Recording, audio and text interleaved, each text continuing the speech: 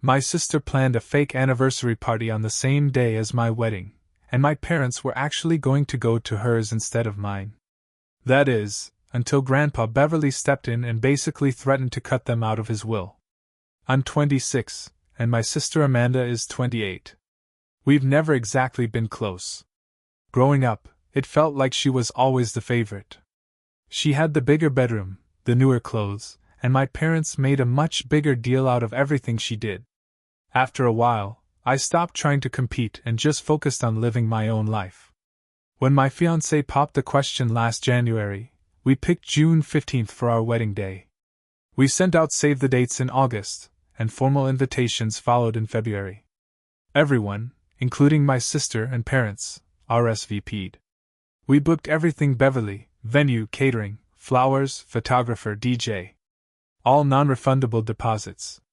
Everything was locked in. Then, out of nowhere, just a month ago, Amanda suddenly announced she was throwing a second anniversary party. On June 15th. That confused me, since her actual anniversary isn't until August.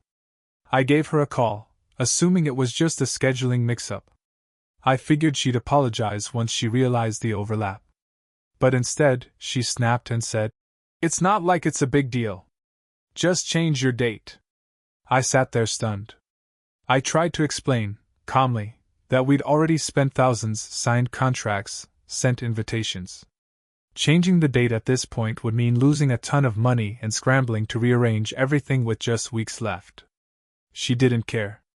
She hung up on me. Still thinking someone would see how insane this all was, I called my parents, hoping they'd back me up. Nope. My mom immediately took Amanda's side. "It's just one day for you, but this is a meaningful event for Amanda," she said. When I pointed out it wasn't even her real anniversary, my dad jumped in and said, "Your sister values relationships more than you do, and that's why her events take priority." That hit hard.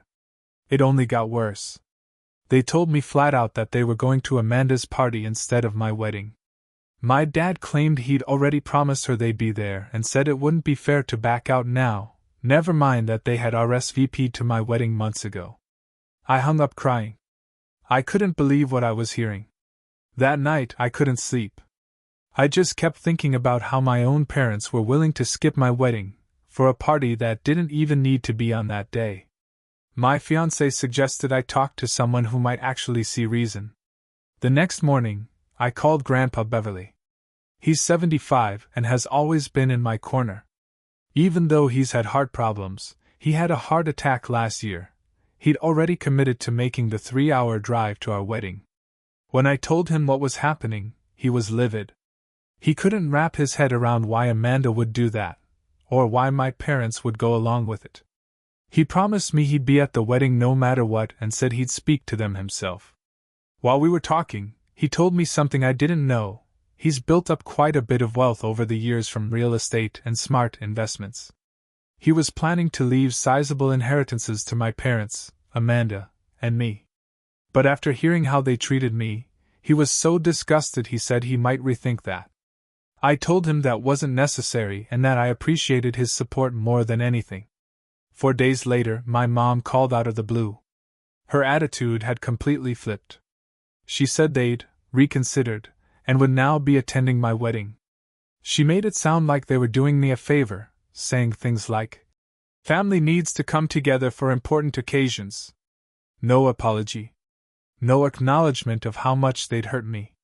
That same day, Amanda called to say she was postponing her party, claimed it was because some friends couldn't make it, not because it clashed with my wedding. Still no apology. Not a word about Grandpa Beverly. Nothing about the inheritance. It all felt a little too convenient. Later, I spoke to Grandpa Beverly again and asked if he'd said anything. He admitted he'd called my dad and mentioned changing his will after seeing how they treated me. That's when it all clicked. They didn't change their minds because they cared, they did it to protect their place in Grandpa's will. I was crushed. I talked it over with my fiancée that night. She was just as sickened by their behavior as I was. The next morning, I called my parents and told them not to bother coming. I said I knew their sudden change of heart Had nothing to do with love or regret, it was just about money. My dad said I was being dramatic, and my mom started crying, insisting I was misunderstanding everything. She even claimed they'd always planned to come, despite what they told me just a few days before. Then Amanda texted me. "You've always been jealous of me. Stop being such a worthless burden to everyone who has to deal with your pathetic insecurities." That was it. I blocked her number right then and there. Within hours, I started getting messages from cousins and aunts.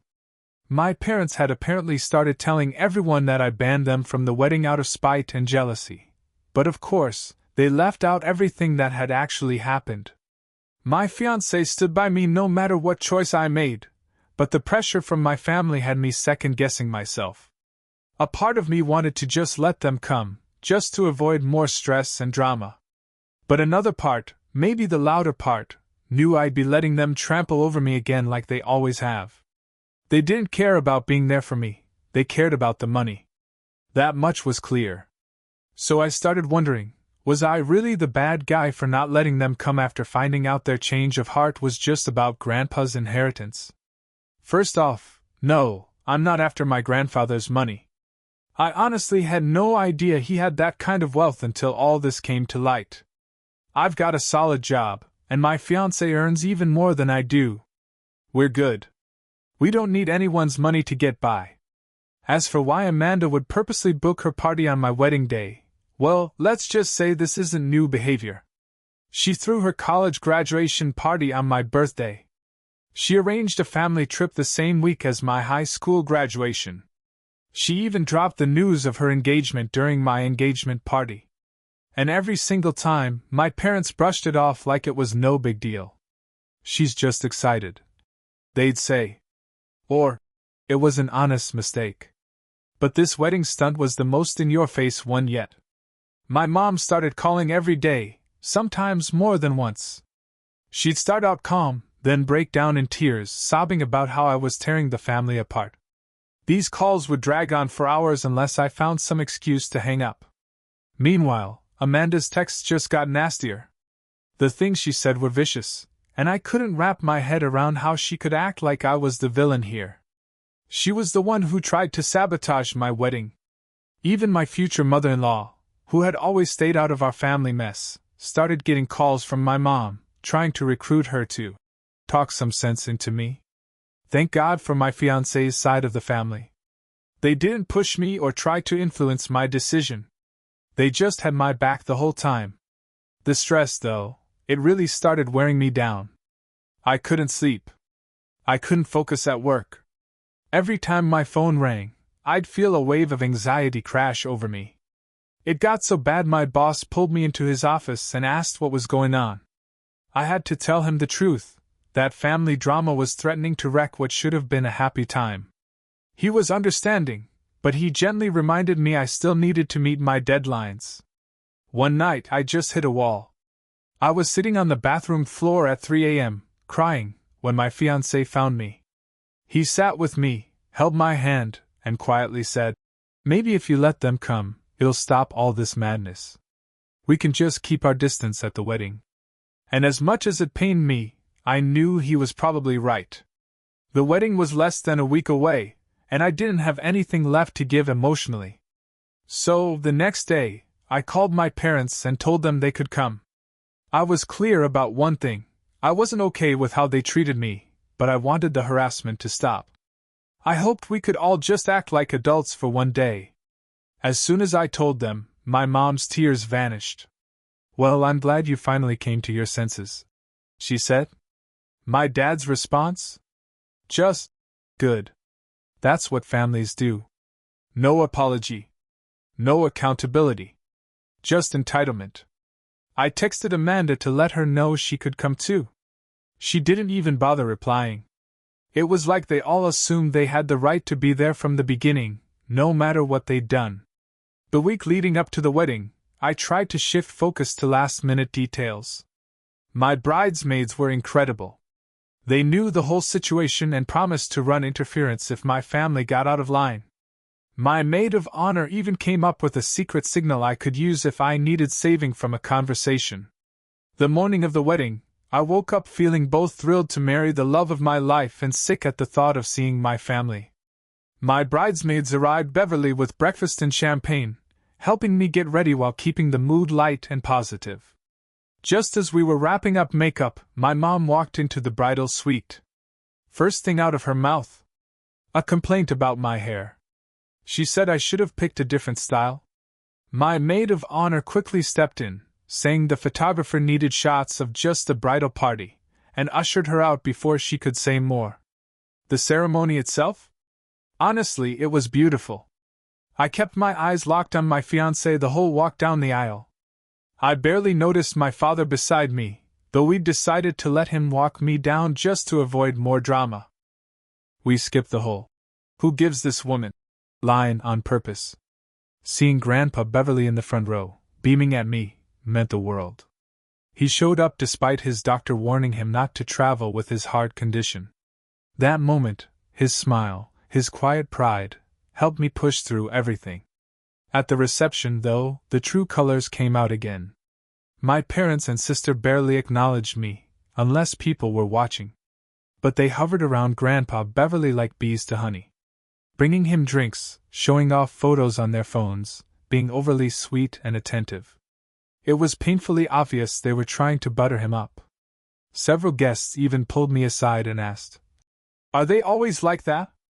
At the reception, my dad gave a quick toast, but instead of focusing on me and my husband or wishing us well, he droned on about family unity and forgiveness. It felt less like a heartfelt speech and more like he was managing damage control for an audience. Amanda, true to form, sat at her table glued to her phone the whole time, barely looking up during the toasts.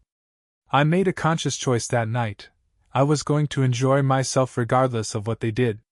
I spent the evening celebrating with my new husband, our friends, and most importantly, Grandpa Beverly. He pulled me aside at one point and started sharing stories from his younger days, some funny, some heartfelt, and gave us some marriage advice that had me laughing 1 minute and wiping tears the next. Those quiet moments with him? They were the best part of my reception. He stayed longer than we expected, too, even though his health isn't great. He just smiled and said, "I wasn't gonna miss a chance to celebrate with my favorite granddaughter."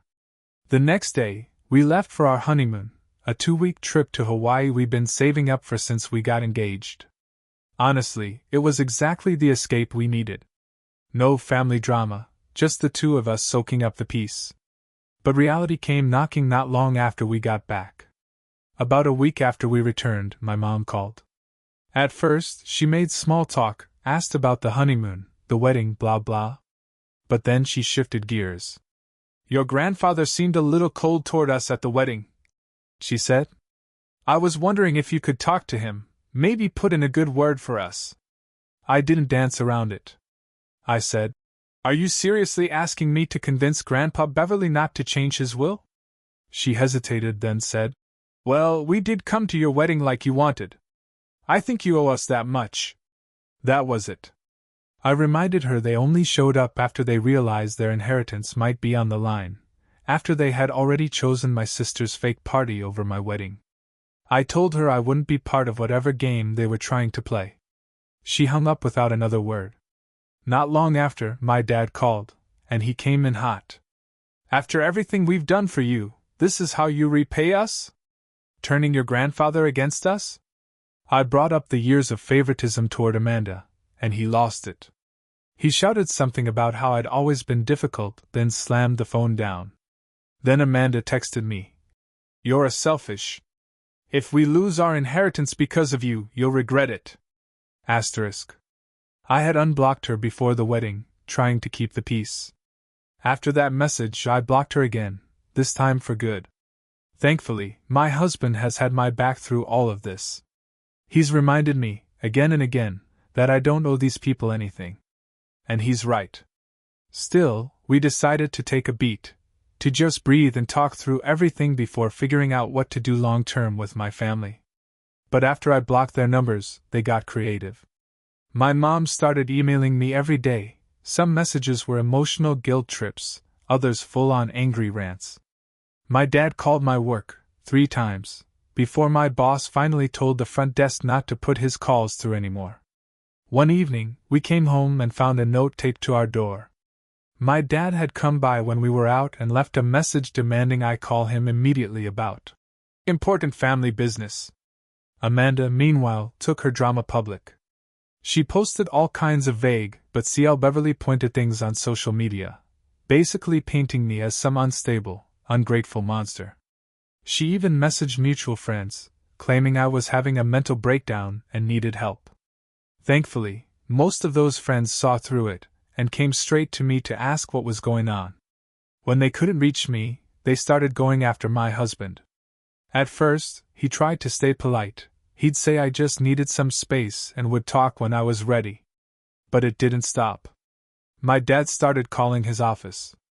Amanda sent him threatening texts. Eventually, he blocked all of them too.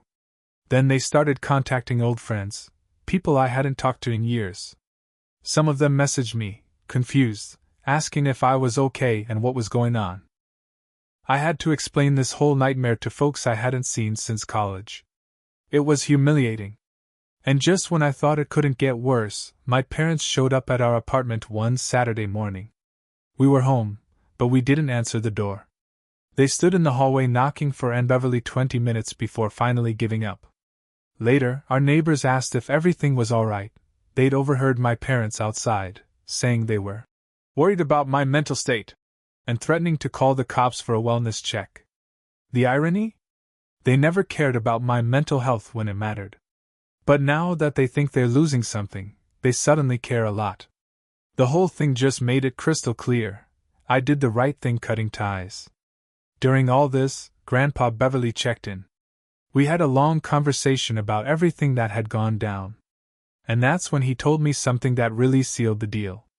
After the wedding, my parents and Amanda met with him. He thought they were coming to apologize. Instead, they spent the entire time grilling him about his finances. My dad asked about how the inheritance would be divided. Amanda wanted to know if he'd considered setting up a trust for her future children. My mom started talking about home renovations and hinted that an Beverly payout would really help.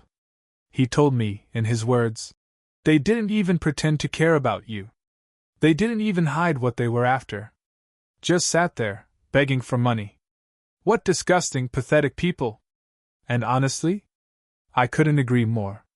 Grandpa Beverly was so disgusted by their behavior after the wedding that he went ahead and changed his will, cutting my parents and sister out entirely. He redirected their share to me. I told him I wasn't comfortable with that. Didn't sit right with me to benefit from all this mess. I asked him not to make such a big decision based on just this one situation. But he was firm. "It's not just about this," he told me. "I've watched how they've treated you for years. This wedding stunt was just the last straw. You're the only one who visits me without needing something. The rest of them only show up when they smell money or suspect I might be updating the will." I asked if he could hold off on telling them about the changes, hoping to avoid even more drama. He agreed not to mention it for now, but said the will changes were happening, period. Well, it didn't stay quiet for long. 2 days later, I got an email from my mom with the subject line, "We know what you did." The email accused me of turning Grandpa Beverly against them, and threatened legal action unless I fixed the situation. Somehow, they'd found out anyway. I called Grandpa Beverly right away. Turns out, his lawyer had reached out with a few follow-up questions.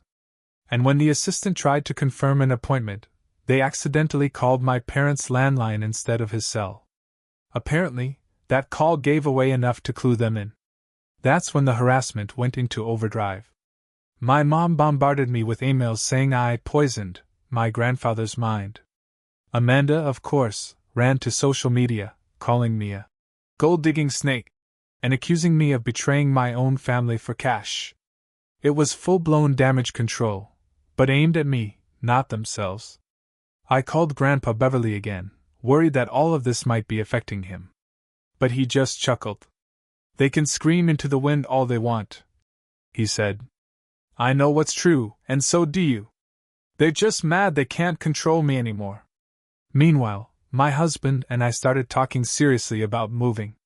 Since they knew where we lived, and had already shown up more than once, we figured it might be time to find a new place. The lease wasn't up for another 6 months, but we began looking around. A few friends even offered us their guest rooms if we needed a temporary escape. I also got in touch with a lawyer to talk through a possible restraining order. She said we should start documenting everything: calls, emails, uninvited visits, the whole 9 yards. So I began keeping a detailed log of every incident, just in case things got worse. My husband noticed how all of this was wearing on me. I wasn't sleeping well. I was losing weight. I looked like a ghost of myself some mornings. He suggested we get away for a few days, just to breathe. So we booked a weekend at a little cabin in the mountains, about 2 hours outside the city. It was quiet, peaceful, exactly what we needed to recharge. A lot of people suggested getting security cameras, especially after the 3rd time my parents showed up unannounced. We took that advice. We installed a video doorbell and a small hallway camera outside our apartment. Our landlord approved it right away after we explained the situation. They paid off immediately. The day after we set them up, my mom came by again. She pressed the doorbell over and over, then started yelling through the door when we didn't answer. She actually threatened to call the cops if I didn't. Stop this nonsense and act like an adult. All of it, caught on camera. 2 days later, Amanda came by with her husband in tow. He looked mortified just being there. She knocked more politely than Mom did, but then started snapping photos of our door and hallway with her phone. A neighbor asked what she was doing, and she told him she was thinking about hiring a private investigator because she was worried about my mental state. Thankfully, that neighbor knew the basics of the situation and told her to leave, or he'd call building security. And then yesterday, I opened our mailbox to find legal documents waiting for me. My parents and sister are suing me. They're accusing me of manipulating Grandpa Beverly into changing his will, claiming undue influence and fraudulent misrepresentation. They're asking the court to cancel the updated will and pay them damages for emotional distress. I was stunned. I mean, even after everything, I didn't think they'd go that far. I called Grandpa Beverly right away, terrified that this would stress him out or mess with his health. But he just laughed.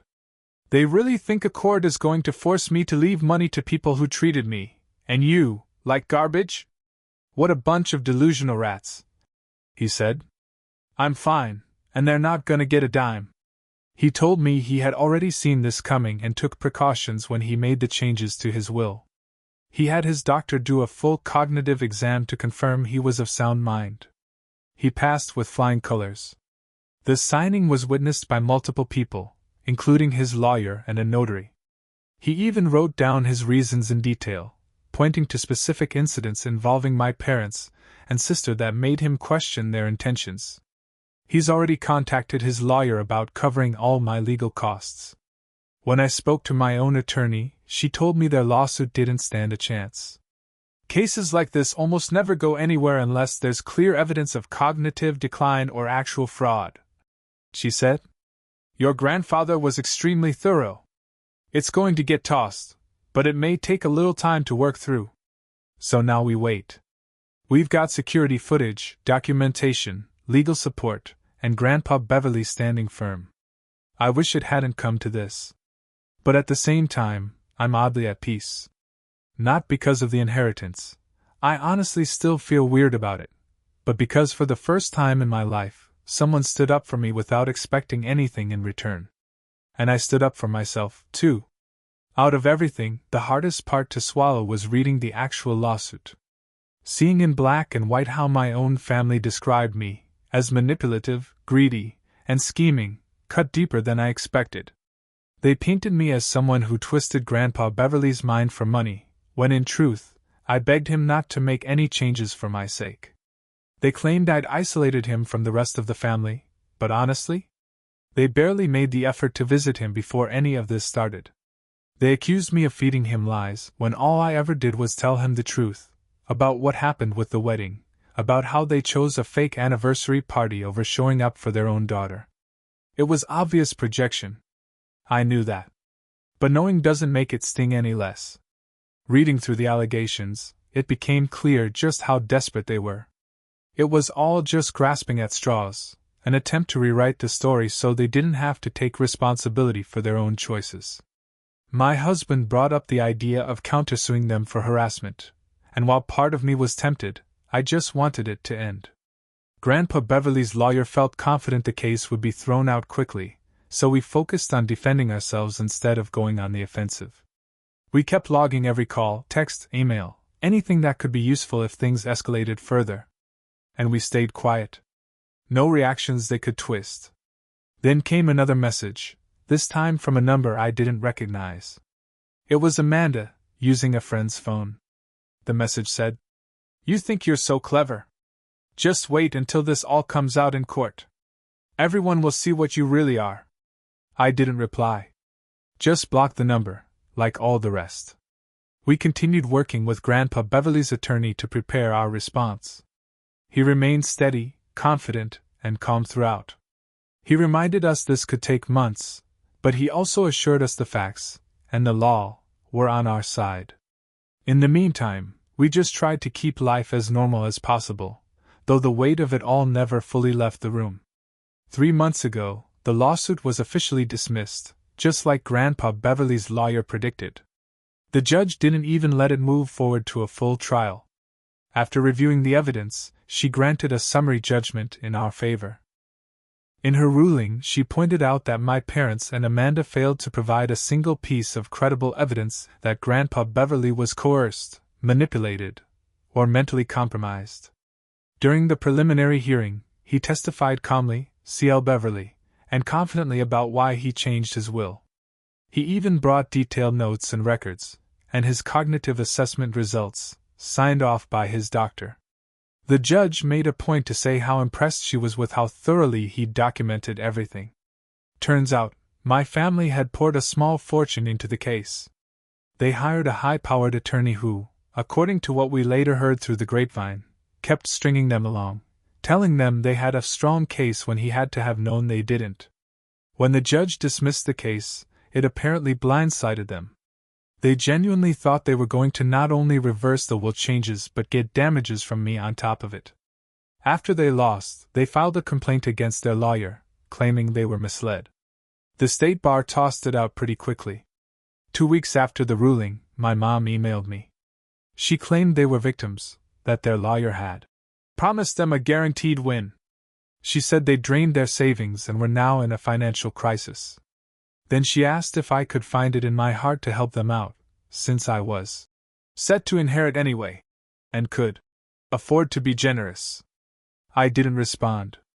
A few days later, my dad tried to go around me and called Grandpa Beverly directly.